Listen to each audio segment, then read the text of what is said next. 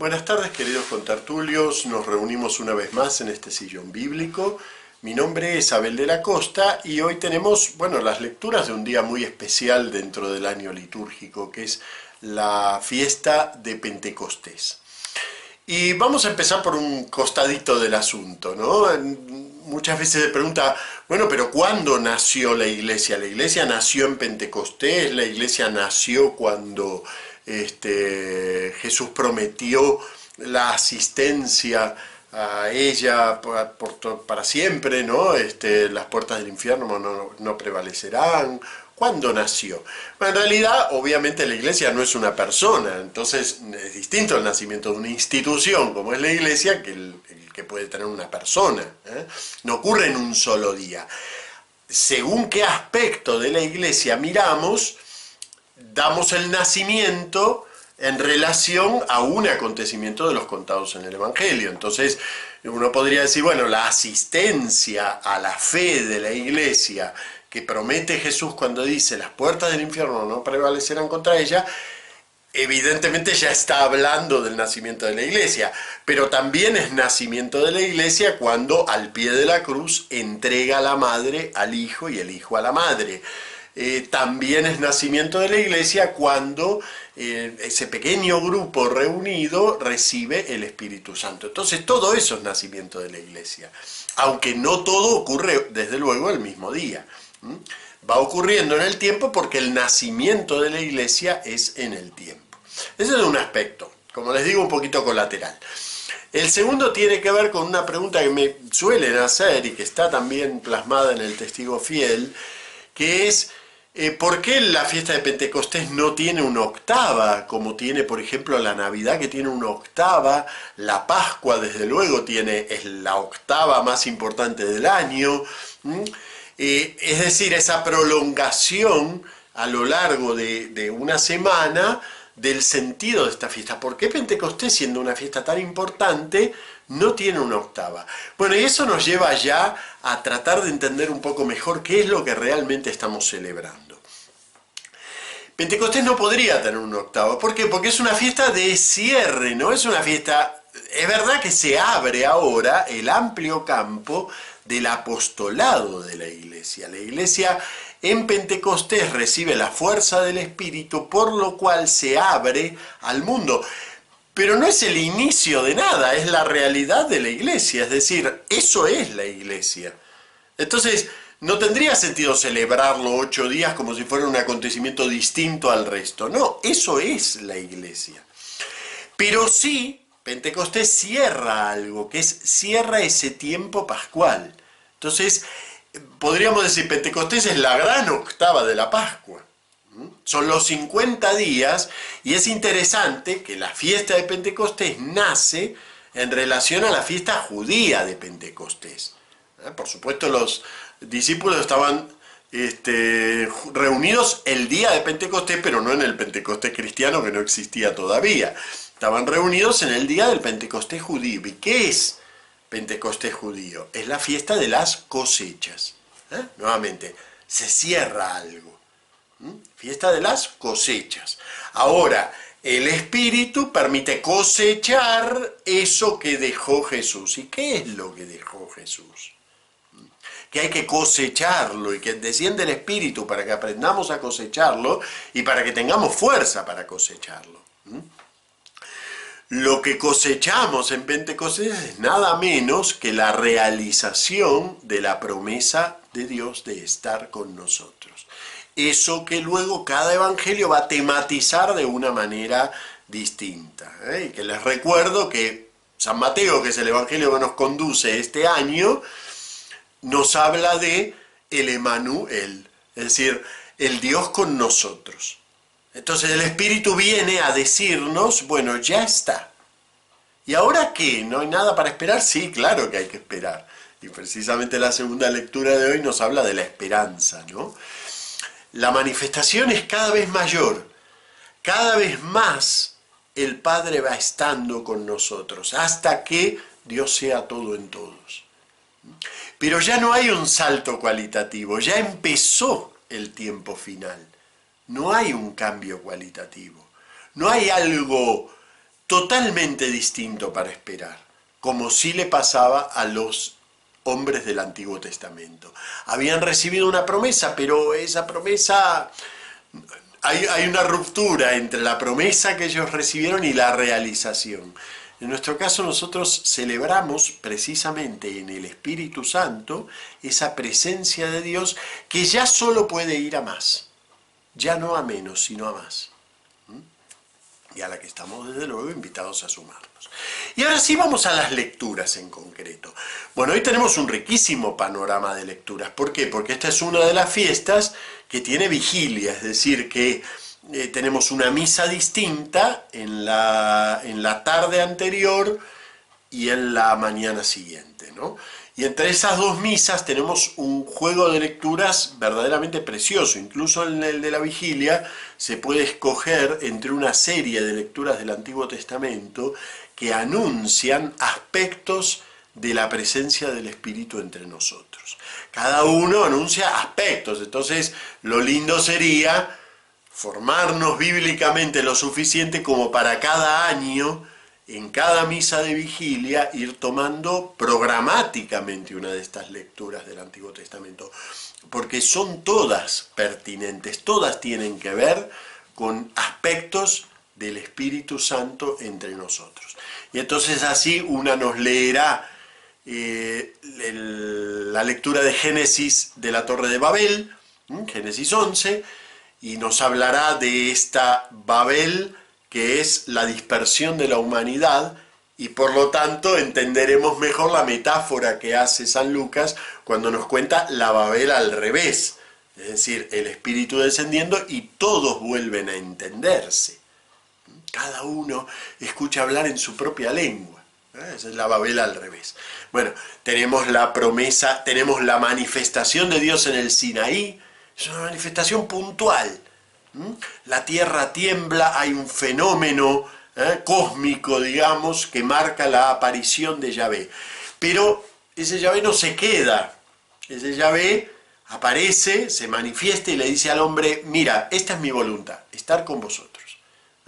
Pero va a pasar tiempo, queda en promesa. Bien, con nuevos temblores de tierra, como nos cuenta San Mateo en su pasión, se hace de nuevo presente Dios en la muerte de Jesús. Pero a partir de allí ya no se va, ya no nos deja.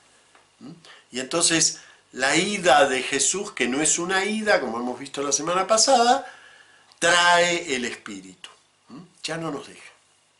Bien, también leemos otros años, porque esto son 4 lecturas a elegir, ¿no? También leemos de Ezequiel la promesa del reinfundir a través del Espíritu la vida a estos huesos secos, una metáfora del pueblo de Israel seco en el exilio que recibe de nuevo la vida del Espíritu.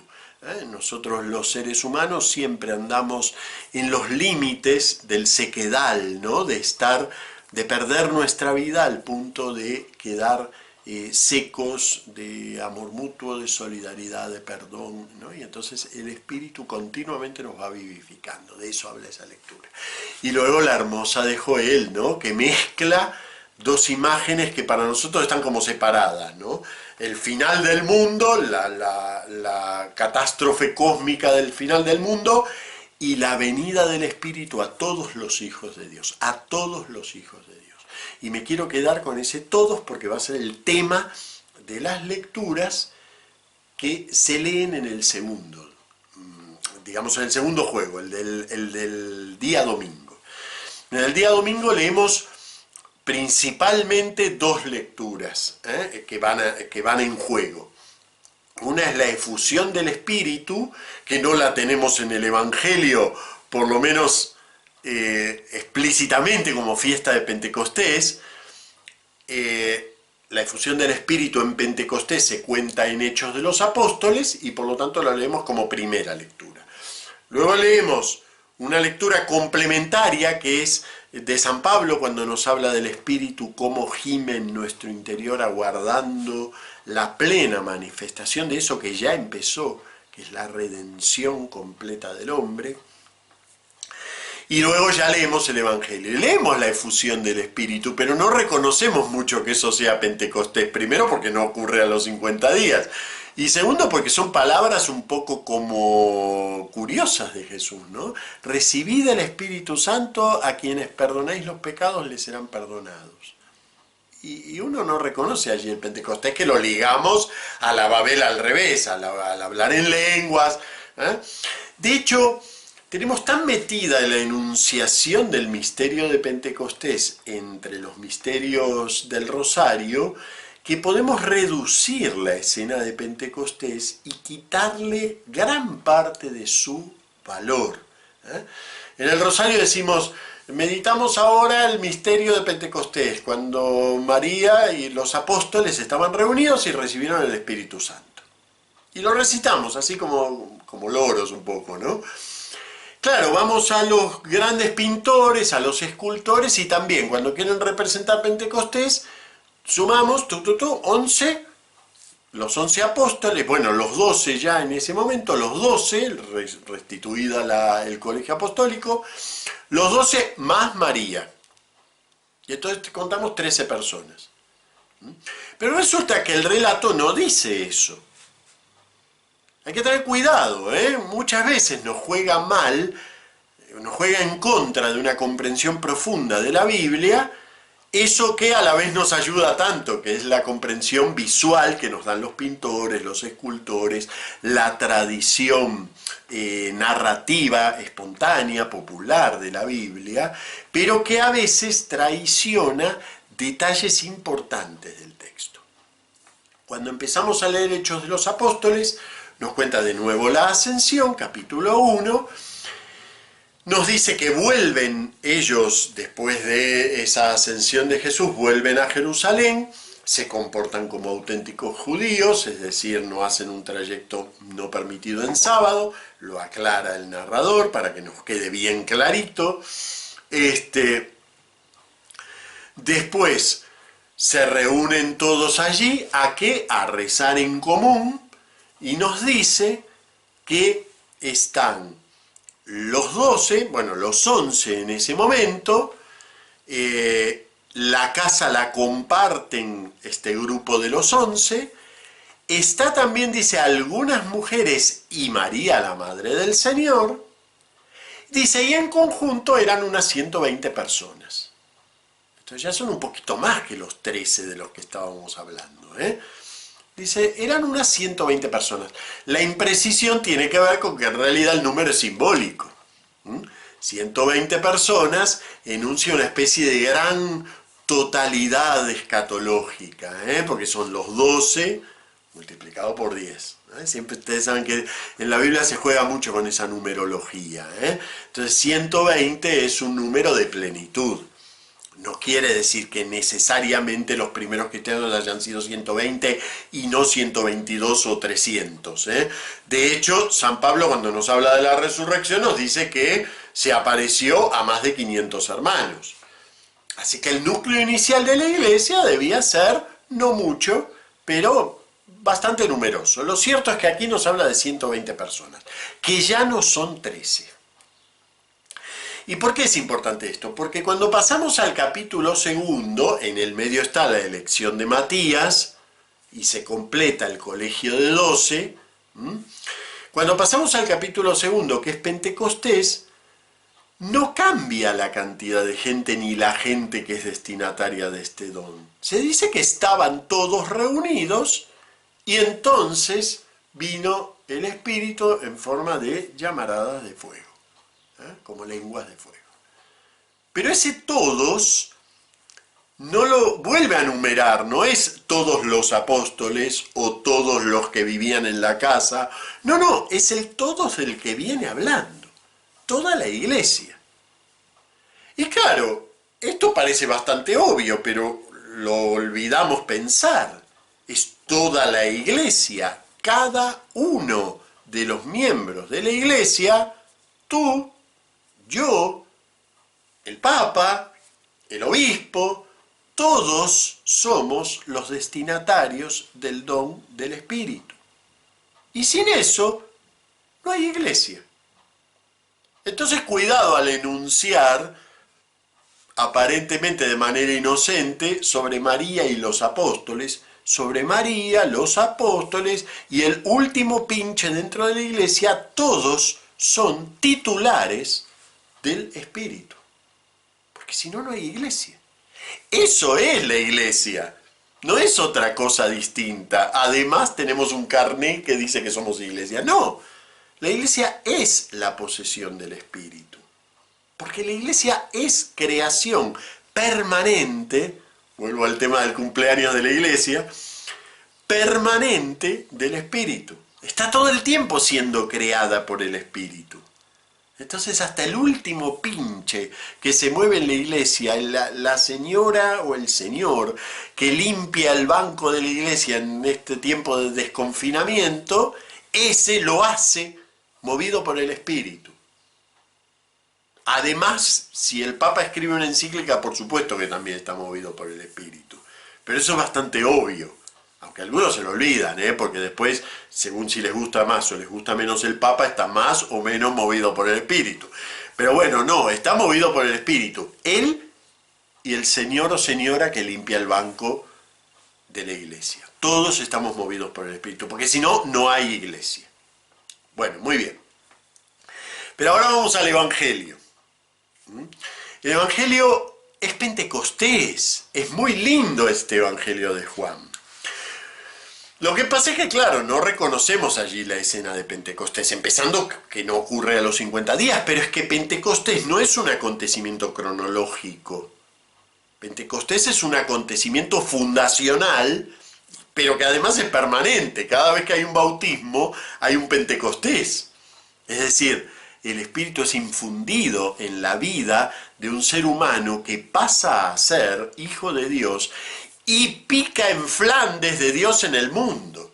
Dios pone un hijo suyo en el mundo cada vez que bautizamos a alguien, ¿no? Pone un hijo suyo. Entonces es una pica en Flandes. Dios toma posesión del mundo a través nuestro. Eso es Pentecostés.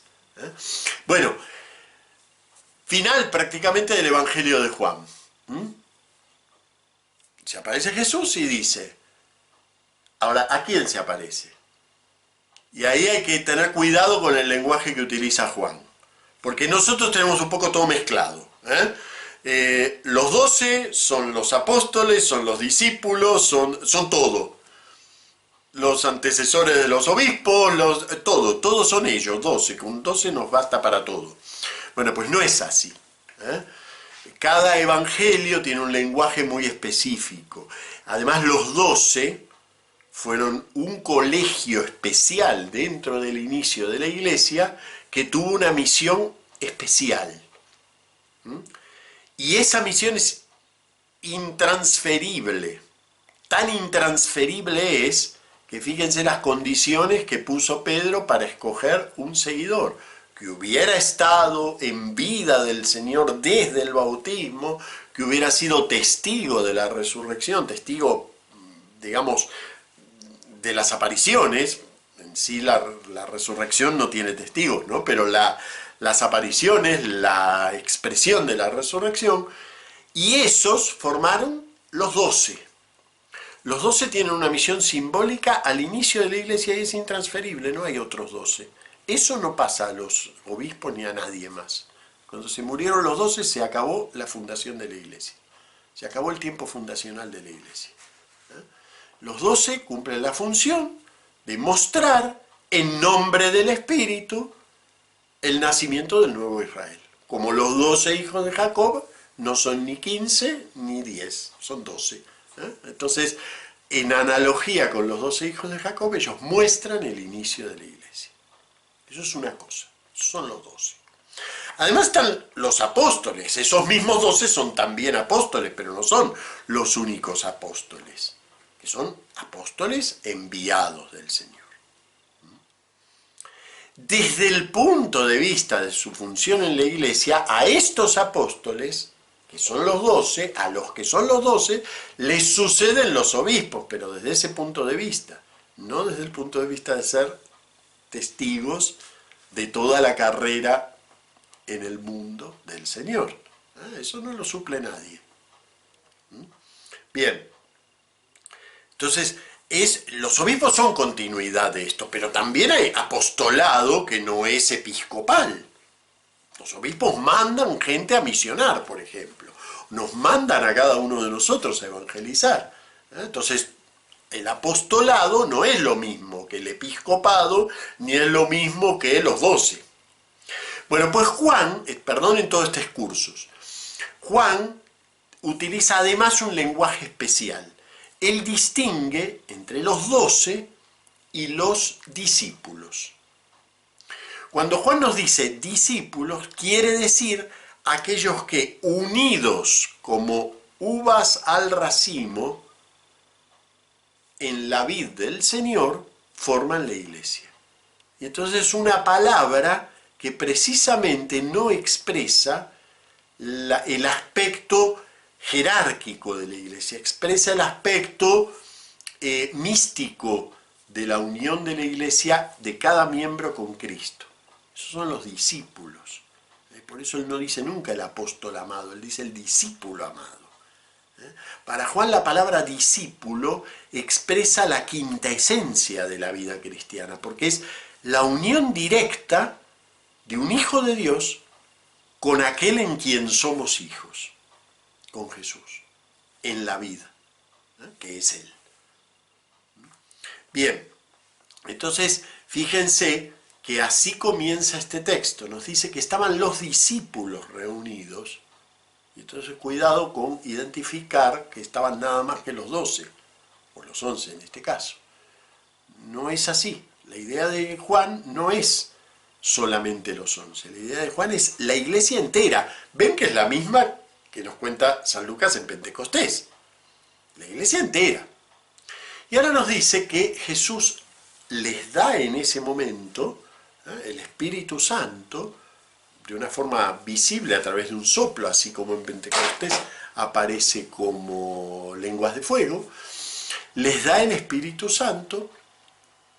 Dice: recibid el Espíritu Santo, a quienes perdonéis los pecados les serán perdonados. Vincula la recepción del Espíritu a la posibilidad de algo divino como es el perdón, el auténtico perdón. Entonces, claro, nosotros esto lo podemos leer en clave sacramental y decir, bueno, tienen que ser solamente la iglesia jerárquica porque solo ella tiene la capacidad sacramental del perdón. Eso es verdad. Pero el perdón es el gran bien de la iglesia. Y por lo tanto todos somos titulares del don de poder perdonar y ser perdonados.